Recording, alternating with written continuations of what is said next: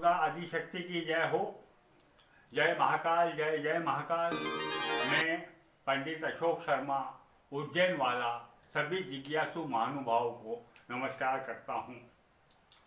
ज्योतिष शास्त्र का हमारे दैनिक जीवन में जो उपयोग होता है उसको देखिए आप कि जैसे वार हैं तो ये वार 7 ही ग्रह, 9 ग्रह होते हैं तो उसमें से 2 छोड़ना है, उनको कोई वार नहीं दिए गए हैं, राहु और केतु को। और 7 ग्रह जो बचे हैं अब तो उनके नाम से रविवार, सोमवार आदि वार सब, और इन वारों के स्वामी ये ग्रह होते हैं। इसलिए जो वार होता है उसका स्वामी ग्रह उसका उस दिन प्रभाव रहता है। इस प्रकार से आप ज्योतिष शास्त्र के हिसाब से देखते हो तो आप तिथि, वार, नक्षत्र, करण, योग और समय, मुहूर्त, ये सब ज्योतिष शास्त्र की देन है। इसी से आप अपने त्योहार मनाते हो, इसी से आप यज्ञ, हवन, मकान का मुहूर्त, भूमि पूजन और यह सारे संस्कार, सारे अनुष्ठान इनके ज्योतिष शास्त्र के माध्यम से ही करते हो। इसलिए ज्योतिष शास्त्र को वेदांग कहा गया है। वेदांग मतलब वेद का अंग। तो वेदांग क्यों कहा गया भैया? और वेदांग में कौन सा अंग? तो आप ये सुनिए कि वेद में कई प्रकार के यज्ञ, जैसे राजसु यज्ञ, अश्वमेघ यज्ञ, सोम यज्ञ, ऐसे कई प्रकार के हवन, कई प्रकार के अनुष्ठान, कई प्रकार के पूजन, ये जो लिखे हुए हैं ये ज्योतिष शास्त्र की मदद से निश्चित समय पर, निश्चित तिथि पर, निश्चित वार पर, निश्चित मुहूर्त पर, निश्चित नक्षत्र पर कर्म करना है, ये लिखे गए हैं। तो उनको देखते हुए वार, तिथि, नक्षत्र, योग, मुहूर्त आदि को देखते हुए ये यज्ञ करना है। मतलब देखते हुए मतलब चक्षु, मतलब ज्योतिष शास्त्र को वेदों का चक्षु माना गया है। आप मेरे एपिसोड देख रहे हैं, आपको अच्छा लग रहा है, आप लकी विजेता बनने के लिए मेरे एपिसोड वीडियो को आप सब्सक्राइब कीजिए और कमेंट्स बॉक्स में आप अपना नाम, अपने शहर का नाम और आपका स्वयं का मोबाइल नंबर लिखिए। और 14 नवंबर से 20 नवंबर तक सूर्यास्त के समय यानी कि 5:30 बजे तक मेरे पास 20 नवंबर को 5:30 बजे तक ये जानकारी मेरे पास भेज दीजिए। 14 नवंबर को शनिचरी अमावस्या है।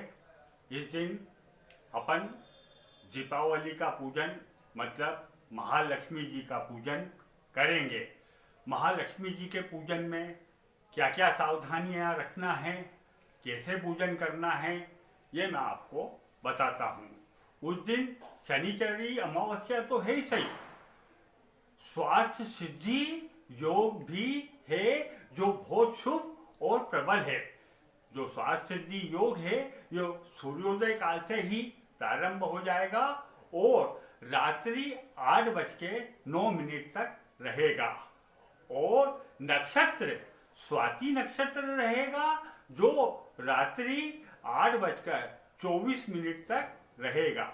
इस प्रकार से हमें अपना पूजन की तैयारी शुभारंभ करते हुए शाम जो दोपहर में करना चाहते हैं व्यापारी लोग, वो दोपहर को 2 बजे से 3 बजे के मध्य पूजन संपन्न कर लेवें। और जो व्यापारी शाम को करना चाहते हैं वो, और गृहस्थी परिवार वाले वो तो शाम को करते ही हैं, तो वो शाम को गोधूली बेला 6 बजे से लेके 8 बजे के मध्य महालक्ष्मी जी का पूजन संपन्न कर लेवें। अब महालक्ष्मी जी के पूजन में हमको क्या क्या तैयारी करना चाहिए और क्या क्या सावधानी रखना चाहिए वो मैं आपको बताता हूँ। महालक्ष्मी जी के पूजन में आपको ये ध्यान रखना है कि कृत्रिम डेकोरेशन जो हम करते हैं वो तो घर के बाहर हमको और घर के ऊपर हमको करना है, किंतु पूजन के उसमें हमको कृत्रिम डेकोरेशन नहीं करते हुए ओरिजिनल फूल ही वापरना है और ओरिजिनल चीजें ही वापरना है। हम चाहे किसी भी राशि के हों तो 12 ही राशि वाले जातक जजमान आप लोग जो आप महालक्ष्मी जी का पूजन करने वाले हैं वो स्नान करके साफ स्वच्छ कपड़े पहनकर, और यदि लाल पीले कपड़े यदि आप पहनते हो और पीले कपड़े पहनते हो तो अति सुंदर रहेगा, सफेद कपड़े भी चलेंगे। अब आप महालक्ष्मी जी का जो पाटा या चौकी लगाएं उसके ऊपर भी पीला आसन बिछाएं और जिस आसन पे जजमान खुद बैठे वो भी पीले वस्त्र वाला आसन होवे। आपको ये भी ध्यान रखना है कि जिनका पूजन हम कर रहे हैं, जैसे महालक्ष्मी जी का पूजन कर रहे हैं, तो हमको महालक्ष्मी जी को क्या क्या प्रिय है उसका ध्यान रखना है। तो जब महालक्ष्मी जी की मूर्तियां हैं तो वो आप चौकी पे रखिए, गणेश जी की मूर्ति वगैरह, और यदि मूर्तियां नहीं है तो अपन पाना तो रखते ही हैं, तो जो पाना रखेंगे तो माता सरस्वती, माता महालक्ष्मी, श्री गणेश जी, कुबेर जी का पाना, और एक में जिसमें विष्णु और जी और लक्ष्मी जी साथ में हो ऐसा पाना भी जरूर रखिए।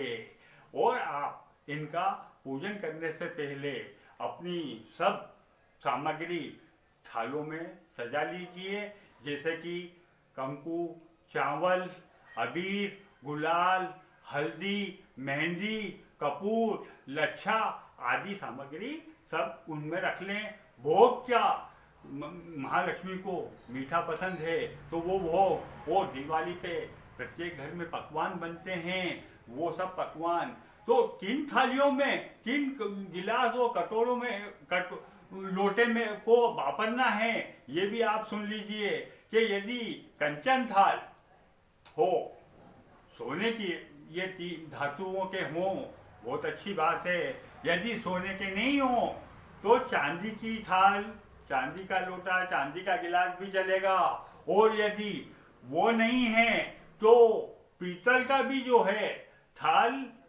गिलास, लोटा चलेगा।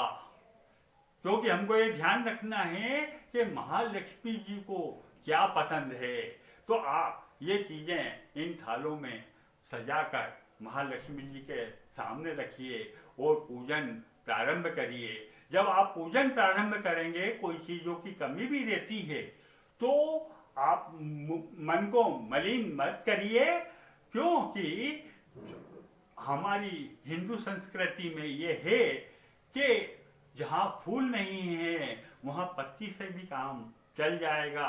मन के भाव होना चाहिए, न जाना मी योगम जपम न पूजा, न तो मुझे कोई योग आता है न मुझे जप करने की विधि आती है, मैं तो सरल मन से आपका पूजन करना चाहता हूँ। जब आप भाव विभोर होकर ऐसे पूजन करते हो और जब वातावरण भी पूजनमय हो जाता है, तो जैसे कैसे पूजनमय हो जाता है, कैसे जपमय हो जाता है, उसके लिए कि जब आप परिवार के लोग पूजन करोगे तो जो पति पत्नी हैं वो तो पति पत्नी सहित पूजन करोगे, और जो सिंगल पर्सन है वो सिंगल पर्सन, बच्चे तो सिंगल पर्सन है सही, तो वो भी सिंगल पूजन करेंगे। तो जब एक व्यक्ति पूजन करता रहे तो बाकी के जो परिवार के व्यक्ति हैं वो महालक्ष्मी के मंत्र का जाप करते रहे, जैसे या देवी सर्वभूतेषु माँ लक्ष्मी रूपेण समस्थिता और नमता सही नमता सही नमता सही नमो नमः। यदि आपको मंत्र याद नहीं आ रहा है तो कोई बात नहीं, आप जय लक्ष्मी नारायण नारायण नारायण, आप इस मंत्र इसका भी जप करते हुए वातावरण को लक्ष्मीमय बना दीजिए। आपका पूजन का फलित बहुत अच्छा प्राप्त होगा। आप पूजन जब आप करते हैं और पूजन के पश्चात भोग भी लगाते हैं तो आप एक कंडा भी जला के रखिए, और वो कंडा जो है में आप जब भोग लगाते हैं तो उस भोग की कम से कम 5 आहुति उसमें माँ लक्ष्मी को याद करते हुए जरूर दीजिए। वो भोग अरोगो, इस प्रकार से बोलते हुए वो आहुति, हे महालक्ष्मी आप भोग अरोगो, ऐसे 5 आहुति जरूर दीजिए। आप 5 से ज्यादा भी देना चाहते हो तो उसमें कोई बाधा नहीं है, आप जैसी श्रद्धा और जैसा समय हो आपके पास वैसे दीजिए। अब इसके साथ आपको ये ध्यान रखना है कि इस दिन शनिचरी अमावस्या है और शनि महाराज न्याय के देवता हैं और दंड के भी देवता हैं, इसलिए आप शनि महाराज के मंदिर शाम को 6 से 8 के बीच में जरूर जाइए, शनि महाराज के दर्शन करिए और आप शनि महाराज का पूजन करके वहाँ पर मंदिर में सरसों के तेल का दीपक लगाइए, शनि महाराज को भोग लगाइए। उस भोग में जैसे काले गुलाब जामुन या फिर काले अंगूर या फिर एक काले कपड़े में काले तिल बांध के आप भेंट स्वरूप दीजिए और शनि महाराज से प्रार्थना करिए कि हे शनि महाराज मेरी गलतियों को क्षमा करिए और मेरे महालक्ष्मी पूजन को सफल बनाने में सहयोग दीजिए, आप मेरे ऊपर कृपा बनाए रखिए। आप ये मत कहिए कि कृपा दृष्टि बनाए रखिए, क्योंकि शनि महाराज के दर्शन हमेशा बगल में खड़े होकर करते हैं, कभी सामने खड़े होकर नहीं करना चाहिए और उनकी कृपा बनी रहे ऐसा ही कहना चाहिए।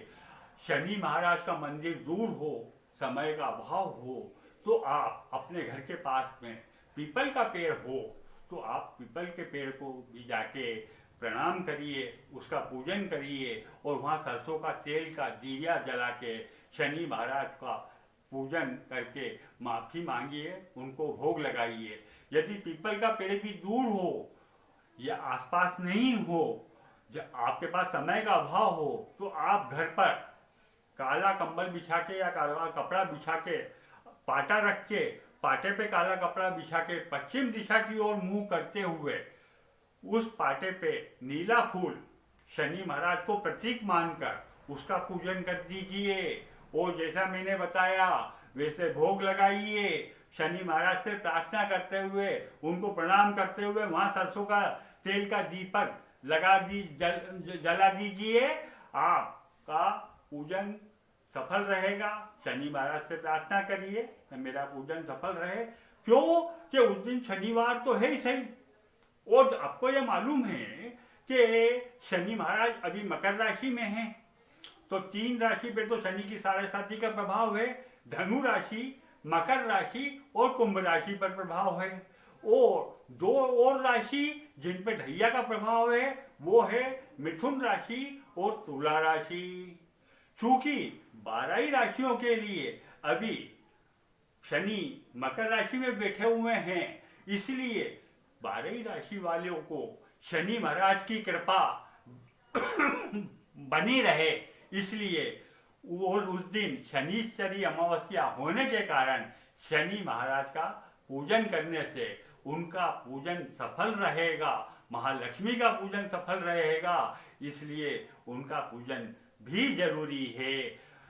इस दीपावली की आप सब लोगों को शुभकामना, मेरी ओर से शुभकामना, मेरे परिवार की ओर से आपके पूरे परिवार को शुभकामना। ये दीपावली आपके लिए मंगलमय हो और आपका पूजन सफल रहे, ऐसी मंगल कामनाओं के साथ फिर मिलेंगे। जय महाकाल।